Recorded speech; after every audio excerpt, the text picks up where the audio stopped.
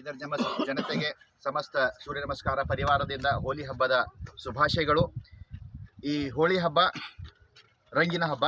ಎಲ್ಲರ ಜೀವನದಲ್ಲಿ ಸುಖ, ಶಾಂತಿ, ನೆಮ್ಮದಿ, ಆಯುಷ್ಯ, ಆರೋಗ್ಯದ ಒಂದು ಕಲರ್ಗಳು ಅವರ ಜೀವನದಲ್ಲಿ ಬರಲಿ.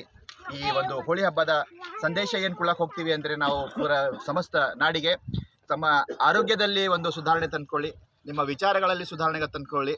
ಸೊ ಡೈಲಿ ಬೆಳಗ್ಗೆ ಯೋಗ ಮಾಡಿಬಿಟ್ಟು ನಿಮ್ಮ ಒಂದು ಆರೋಗ್ಯದ ನಿಟ್ಟಿನಲ್ಲಿ ಒಂದೊಳ್ಳೆ ಸದೃಢ ಬಲಿಷ್ಠವಾದಂತಹ ಒಂದು ನಿಮ್ಮ ದೈನಂದಿನ ಜೀವನದಲ್ಲಿ ನೀವು ಒಂದು ಆಯಾಮಗಳಿಂದ ಒಂದು ಒಳ್ಳೆಯ ಸಮಾಜ ನಿರ್ಮಾಣ ಮಾಡೋದರಲ್ಲಿ ನಿಮ್ಮ ಒಂದು ಯೋಗದಾನ ಇರಲಿ.